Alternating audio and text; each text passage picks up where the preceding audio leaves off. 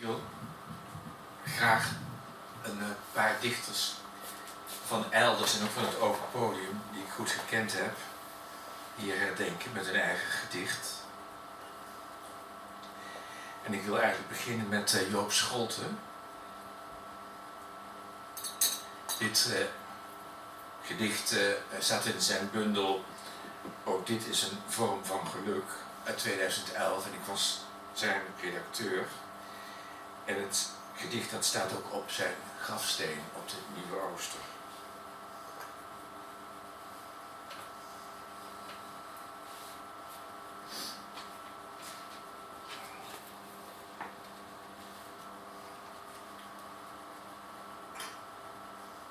Zoals het uur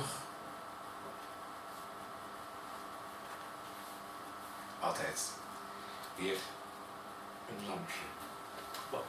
Ik heb hem. Zoals het ene uur licht ingevouwen zich losmaakt uit het andere, zo naakt en in elkaar verstrengeld liggen wij, zo onbewapend met elkaar te slapen, te wachten zonder weten.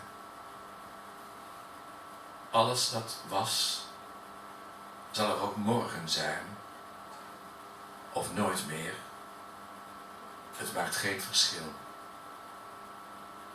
De nacht houdt ons bijeen, doordringt ons met een ademen dat aanhoudt. Wat ook zoek raakt, er zijn ogen die ons zien. Joop Scholten.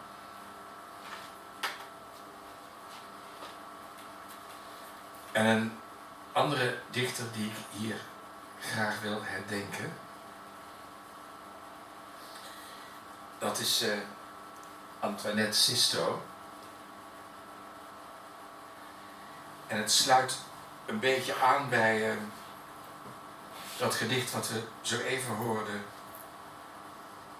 naar aanleiding van de ramp met de FH.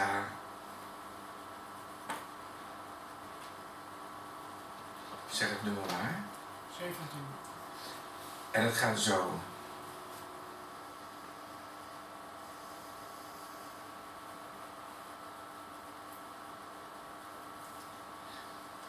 Tegen beter weten in.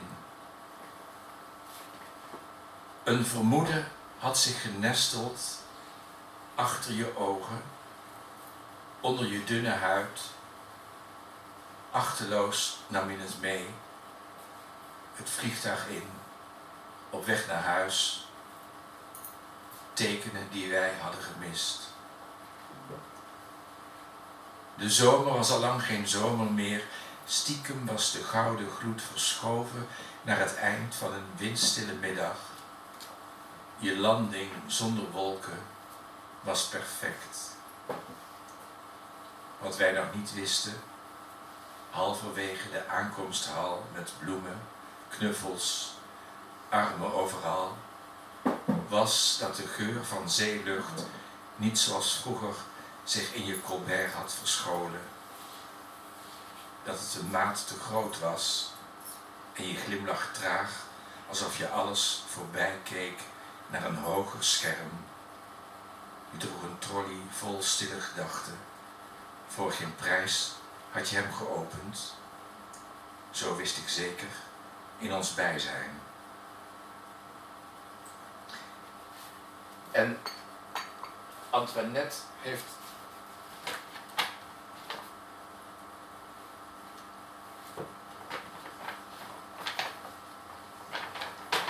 ook in deze bundel Hoe een zee een woord werd een prachtig gedicht geschreven.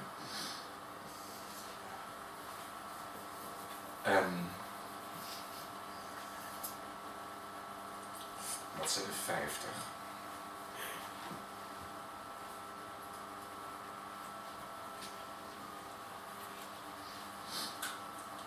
Allerliefste, ongedateerd. SVP thuis openmaken wanneer je alleen bent. Alleen lezen document.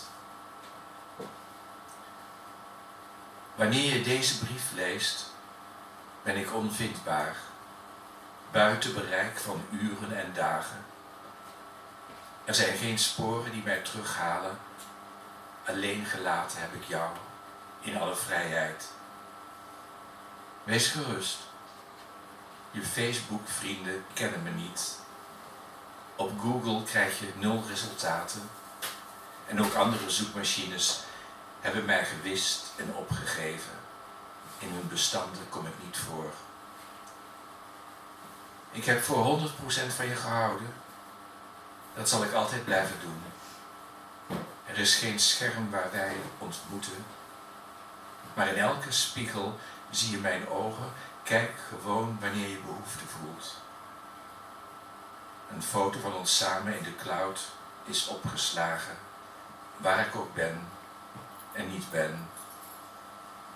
Ik zie ons hoe we waren zonder klokken om ons te herinneren aan tijd en dat wij eindig zijn. Weet je nog hoe we lachten om niets? Hoe we samen 's avonds laat zonder slaap, ik zie wat jij niet.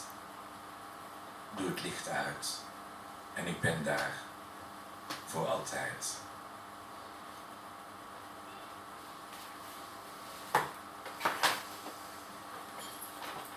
En als laatste wil ik ook Anne Nederkoren even gedenken, tenminste, ik ken nog meer. Als je veel dichters kent, dan ken je ook veel dode dichters. En dichters die je gekend hebt. Dus ik heb een heel lijstje eigenlijk. Een heel lang lijstje. Maar dit is de laatste even voor nu.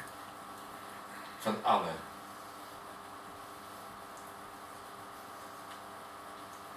Dat komt uit haar bundel Over Lijden, over spatie Lijden. En ik heb een aantal bundels van Anne uit haar nalatenschap. En die mag ik weggeven aan poëzieliefhebbers die die bundel nog niet hebben. En deze bundel Over Lijden heb ik een paar van bij me. Dus straks tijdens de pauze kun je even naar me toe komen en zeggen van nou, ik wil die bundel wel hebben. Dit heeft ze geschreven voor haar moeder. Het heet Verstrooiing. Onze dokter, onze hoedster, onze kleermaker, onze kraamverzorgster, onze crècheleidster, onze verpleegster, onze peuterleidster, ons geweten, onze kleuterjuf, onze psychotherapeut, onze onderwijzeres, onze blokfluitlerares, onze weerman, onze kok, onze huishoudster, ons orakel, onze voedingsdeskundige, onze raadsvrouw, ons woordenboek, onze talisman, onze interieurverzorgster, onze koffieshophoudster, onze kroegbaas, wassen. Niet te vangen in een urn. Ik danste om haar as te verspreiden, hopend dat het echt haar as was. Anne Nederkoren.